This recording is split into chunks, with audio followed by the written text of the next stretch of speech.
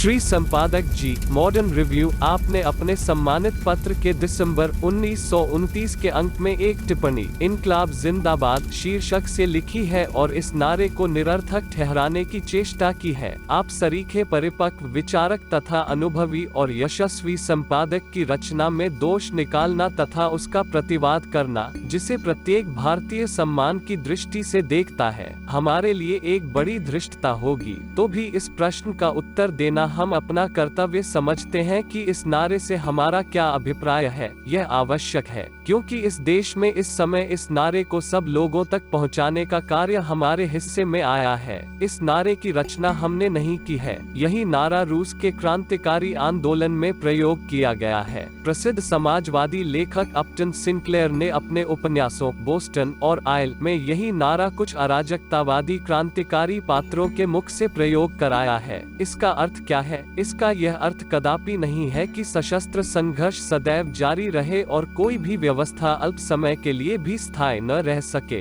दूसरे शब्दों में, देश और समाज में अराजकता फैली रहे। दीर्घकाल से प्रयोग में आने के कारण इस नारे को एक ऐसी विशेष भावना प्राप्त हो चुकी है जो संभव है कि भाषा के नियमों एवं कोश के आधार पर इसके शब्दों से उचित तर्कसम्मत रूप में सिद्ध न हो पाए, परंतु इसके साथ ही इस नारे से उन विचारों को पृथक नहीं किया जा सकता जो इसके साथ जुड़े हुए हैं। ऐसे समस्त नारे एक ऐसे स्वीकृत अर्थ के द्योतक हैं जो एक सीमा तक उनमें उत्पन्न हो गए हैं तथा एक सीमा तक उसमें निहित है। उदाहरण के लिए हम यतीन्द्रनाथ जिंदाबाद का नारा लगाते हैं। इससे हमारा तात्पर्य यह होता है कि उनके जीवन के महान आदर्शों तथा उस अथक उत्साह को सदा सदा के लिए बनाए रखें जिसने इस महानतम बलिदानी को उस आदर्श के लिए अकथनीय कष्ट झेलने एवं असीम बलिदान करने की प्रेरणा दी। यह नारा लगाने से हमारी यह लालसा प्रकट होती है कि हम भी अपने आदर्शों के लिए अचूक उत्साह को अपनाएं। यही वह भावना है जिसकी हम प्रशंसा करते हैं।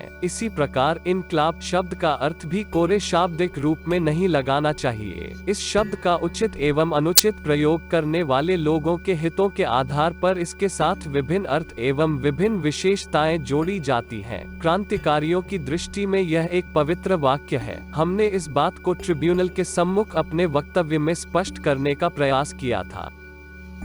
इस वक्तव्य में हमने कहा था कि क्रांति इनकलाब का अर्थ अनिवार्य रूप से सशस्त्र आंदोलन नहीं होता। बम और पिस्तौल कभी कभी क्रांति को सफल बनाने के साधन मात्र हो सकते हैं। इसमें भी संदेह नहीं है कि कुछ आंदोलनों में बम एवं पिस्तौल एक महत्वपूर्ण साधन सिद्ध होते हैं, परंतु केवल इसी कारण से बम और पिस्तौल क्रांति के पर्यायवाची नहीं हो जाते। विद्रोह को क्रांति नहीं कहा जा सकता, यद्यपि हो सकता है कि विद्रोह का अंतिम नाम क्रांति हो। एक वाक्य में क्रांति शब्द का अर्थ प्रगति के लिए परिवर्तन की भावना एवं आकांक्षा है। लोग साधारणतया जीवन की परंपरागत दशाओं के साथ चिपक जाते हैं और परिवर्तन के विचार से ही कांपने लगते हैं। यही एक अकर्मण्यता की भावना है जिसके स्थान पर क्रांतिकारी भावना जागृत करने की आवश्यकता है। दूसरे शब्दों में कहा जा सकता है कि अकर्मण्यता का वातावरण निर्मित हो जाता है और रूढ़िवादी शक्तियां मानव समाज को कुमार्ग पर ले जाती हैं।